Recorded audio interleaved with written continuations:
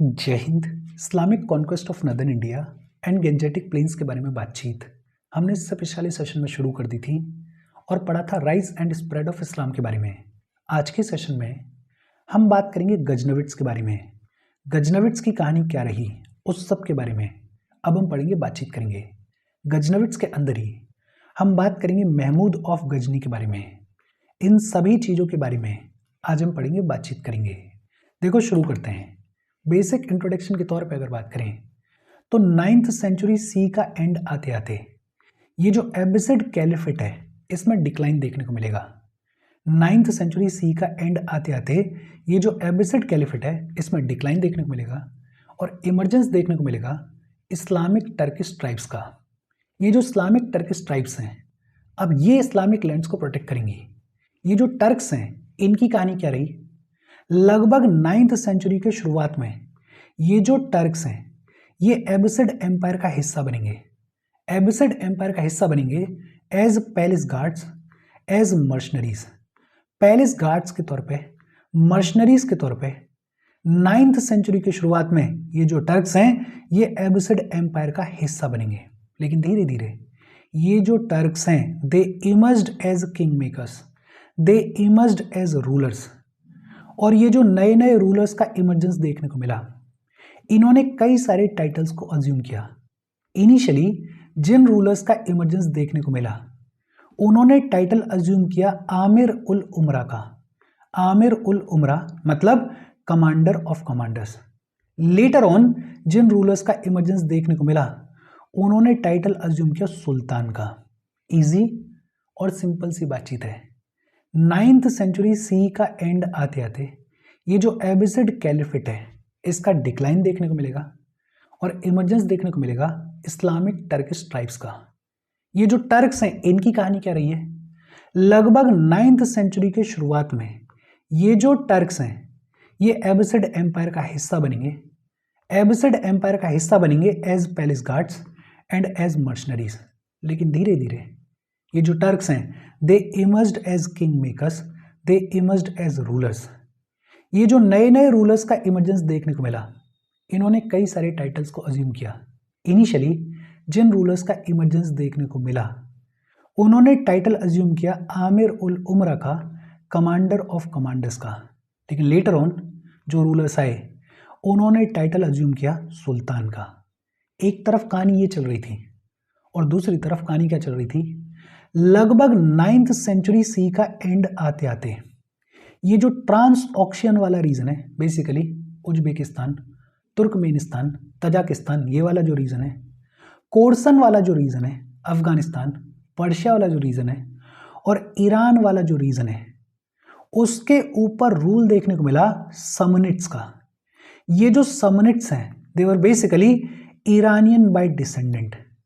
एक तरफ Turkish tribesman है और दूसरी तरफ समनिट्स हैं। ये जो समनिट्स हैं और ये जो टर्किश ट्राइब्समैन हैं इनके बीच में फ्रिक्वेंटली स्ट्रगल देखने को मिलेगी, इनके बीच में कांस्टेंट कॉन्फ्लिक्ट्स देखने को मिलेंगे। और इसी स्ट्रगल के दौरान एक नए टाइप के सोल्जर्स का इमर्जेंस देखने को मिलेगा। ये जो नए टाइप के सोल्जर्स का इमर्जेंस देखने को मिला इनको क्या बुलाया जाता है? इनको बुलाया जाता है गाजी। क्या बुलाया जाता है? गाजी बुलाया जाता है। ये जो गाजी हुआ करते थे ये बेसिकली फाइटर्स हुआ करते थे, ये बेसिकली मिशनरीज हुआ करते थे।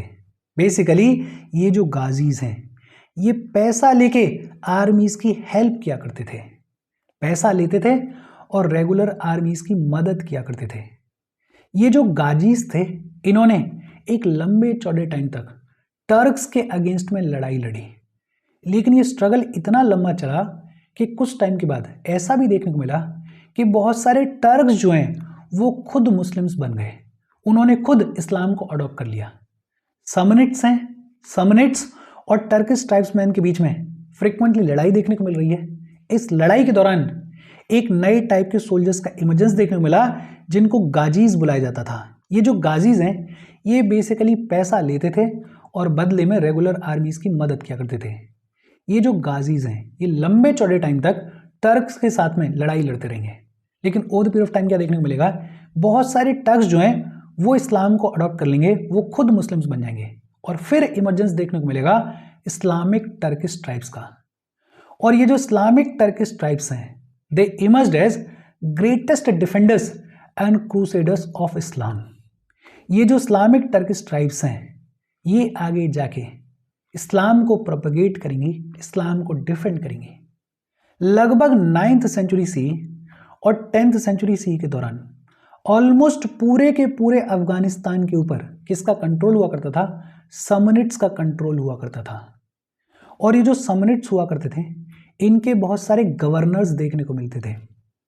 एक टर्किश स्लेव हुआ करते थे जो कि बाल्क वाले रीजन के गवर्नर भी हुआ करते थे, जिनका नाम हुआ करता था अल्पातगिन। ये जो अल्पातगिन नाम के समनिट गवर्नर हुआ करते थे, गवर्नर ऑफ बाल्क रीजन हुआ करते थे, इन्होंने इंडिपेंडेंट टर्किश डायनेस्टी को स्टैब्लिश किया। अल्पातगिन ने इंडिपेंडेंट टर्किश डायनेस्टी को स्टैब्लिश किया और अपनी कैपिटल बनाया गजनी को अफगानिस्तान के अंदर। तो सबसे पहली बार इंडिपेंडेंट टर्किश डायनेस्टी को किसने स्टैब्लिश किया? अल्पातगिन ने स्टैब्लिश किया और कैपिटल बनाया गजनी को। ये जो अल्पातगिन है, इनको सक्सीड किया इनके एक स्लेव और इनके सन इन लॉ सुबुक्तागिन ने गजनी के अंदर अपने रूल को स्टैब्लिश किया 977 सी में।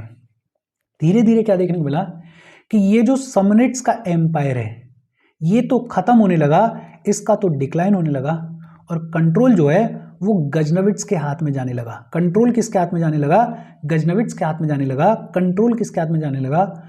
सुबुक्तागिन के हाथ में जाने लगा। इजी और सिंपल सी बातचीत है। देखो कहानी कहां से शुरू हो रही है कि पहले ये जो टर्क्स हैं, ये एबिसिड एम्पायर का हिस्सा बनेंगे, लेकिन धीरे धीरे ये इमर्ज होंगे एज रूलर्स। और फिर दूसरी तरफ समनिट्स देखने को मिलते थे।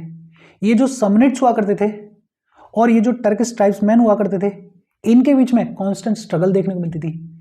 इसी स्ट्रगल में एक नए टाइप के सोल्जर्स का इमर्जेंस देखने को मिला, जिनको गाजी बुलाया गया।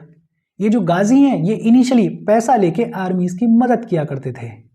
गाजीज जो हैं वो तुर्क लोगों के अगेंस्ट में, टर्क लोगों के अगेंस्ट में एक लंबे चौड़े टाइम पीरियड तक लड़ाई लड़ेंगे।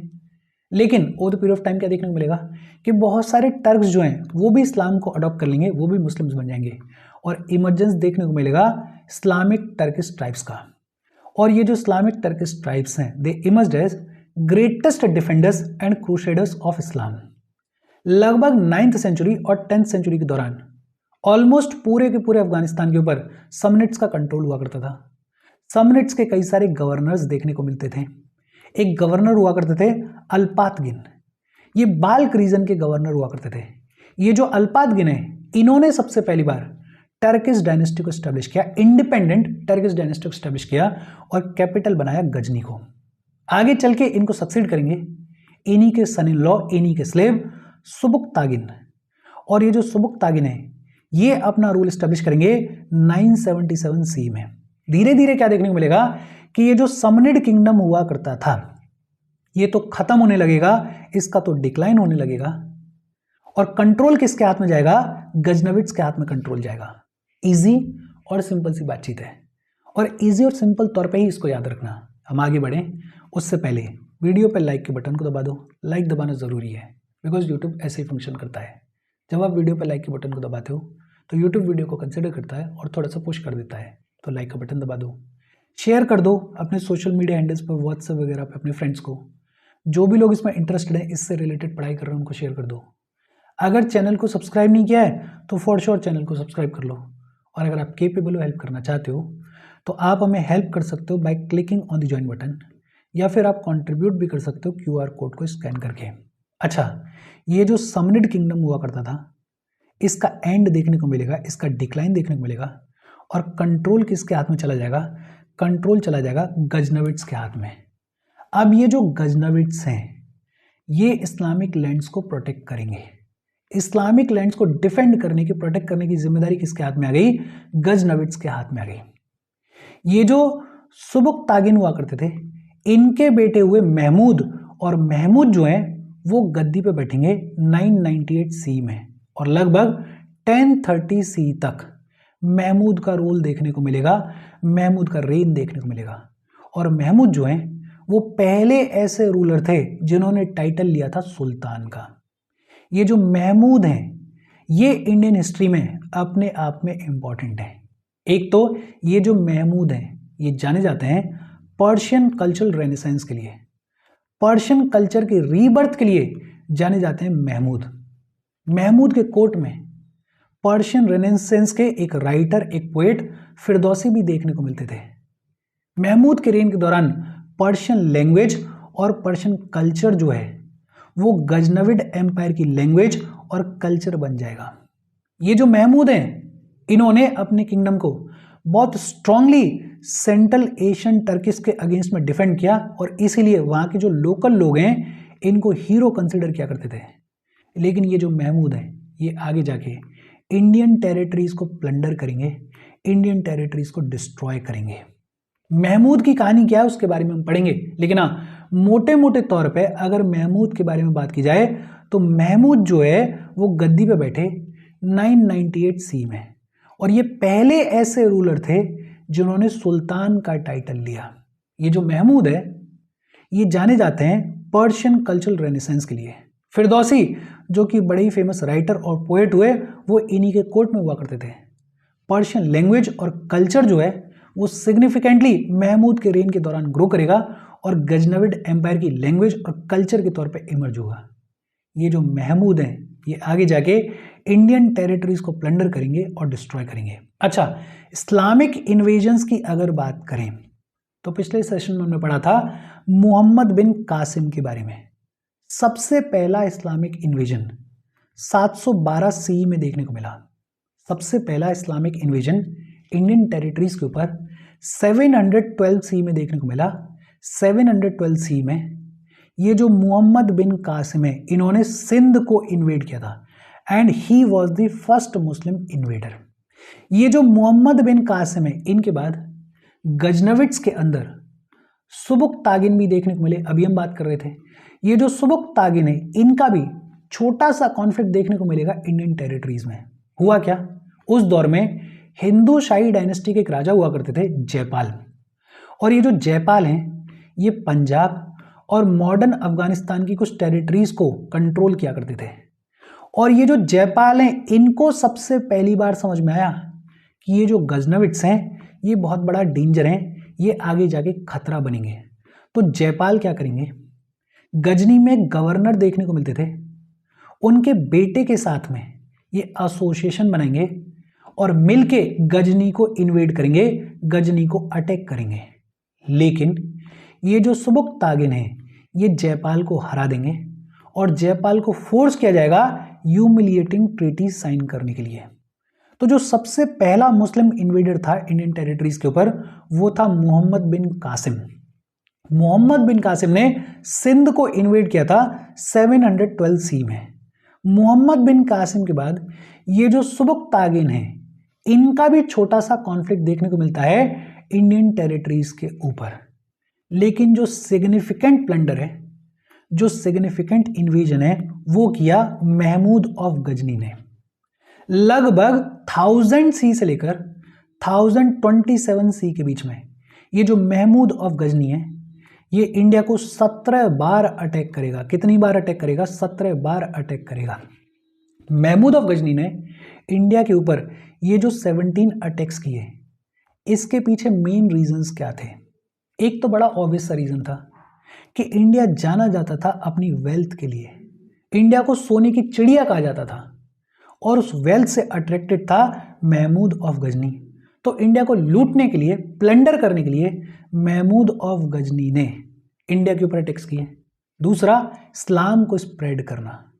महमूद ऑफ गजनी जो है वो इस्लाम को स्प्रेड करना चाहता था और इसी के लिए जब जब महमूद ऑफ गजनी इंडिया के ऊपर अटैक करेगा तब तब he will destroy Hindu temples. In fact Mahmud of Ghazni को सिखन भी बुलाया जाता है। सिखन का मतलब डिस्ट्रॉयर ऑफ इमेजेस भी बुलाया जाता है।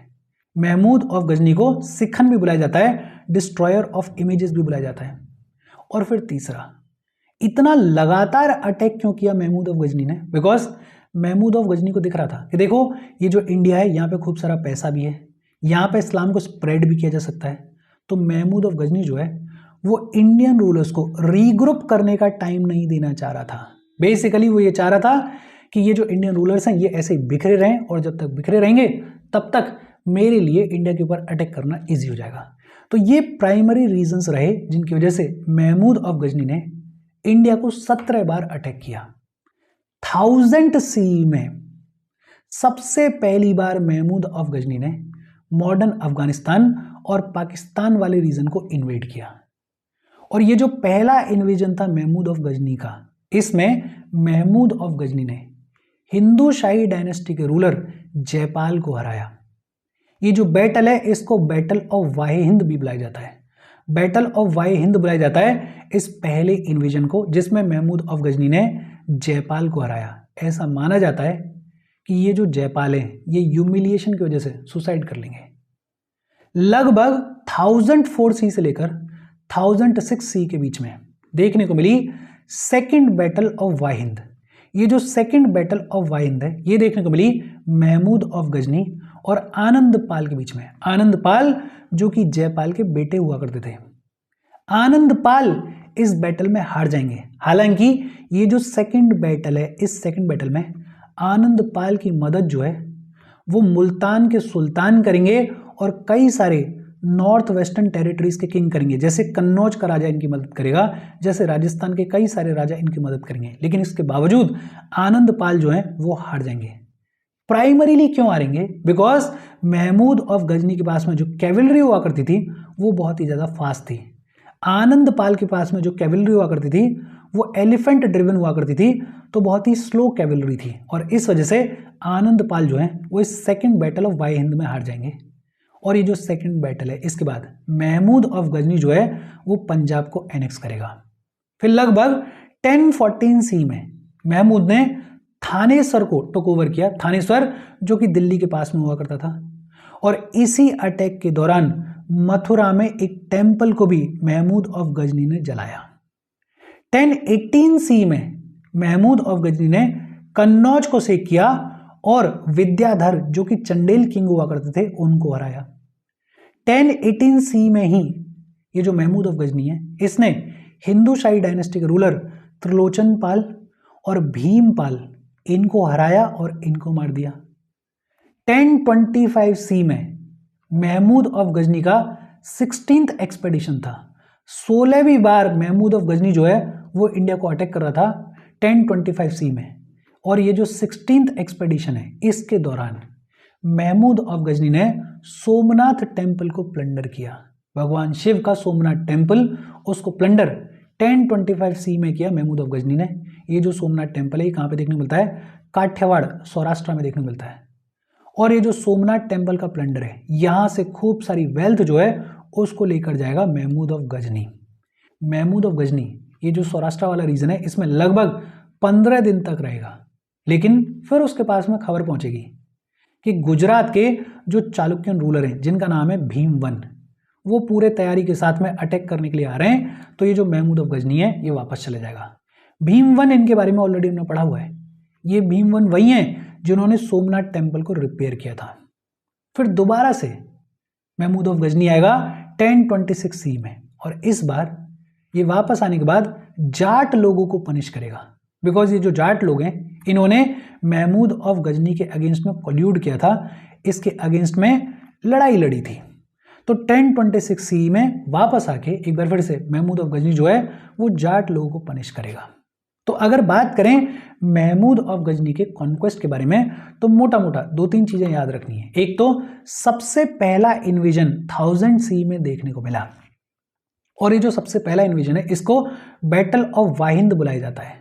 और इस बैटल में ये जो महमूद ऑफ गजनी है इसने जयपाल को हराया था। लगभग 1004 सी से लेकर 1006 सी के बीच में सेकंड बैटल ऑफ वाहे हिंद देखने को मिली और इसमें महमूद ऑफ गजनी ने आनंद पाल को हराया था। फिर सीरीज ऑफ एक्सपेडिशंस देखने को मिलेंगे, सीरीज ऑफ इन्वेजन्स देखने को मिलेंगे। एक जो सिग्निफिकेंट इन्वेजन देखने को मिला वो देखने को मिला 1025 सी में जो कि 16th एक्सपेडिशन था महमूद ऑफ गजनी का ओवर इंडियन टेरिटरीज। और ये जो 16th एक्सपेडिशन है इसमें महमूद ऑफ गजनी ने सोमनाथ टेम्पल को प्लंडर किया। और लास्ट इन्वेजन 1026 सी में देखने को मिला। अच्छा, ये जो महमूद ऑफ गजनी है इसके कोर्ट में 3 बड़े इंपॉर्टेंट लोग देखने को मिलते थे। एक अल बरूनी जो है वो सेंट्रल एशिया के स्कॉलर हुआ करते थे। अल बरूनी जाने जाते हैं अपनी किताब के लिए, किताब उल हिंद के लिए। किताब उल हिंद को किसने लिखा? अल बरूनी ने लिखा। मेजर सोर्स है हमारी हिस्ट्री को जानने का। दूसरे फिरदौसी। फिरदौसी जो हैं वो पर्शियन पोएट हुआ करते थे। ये जो फिरदौसी हैं इनको होमर ऑफ ईस्ट भी बुलाया जाता है। ये जो फिरदौसी हैं इन्होंने शाहनामा को लिखा था। शाहनामा को किसने लिखा था? फिरदौसी ने लिखा था। और एक तबी जो हैं वो महमूद ऑफ गजनी के कोर्ट हिस्टोरियन हुआ करते थे।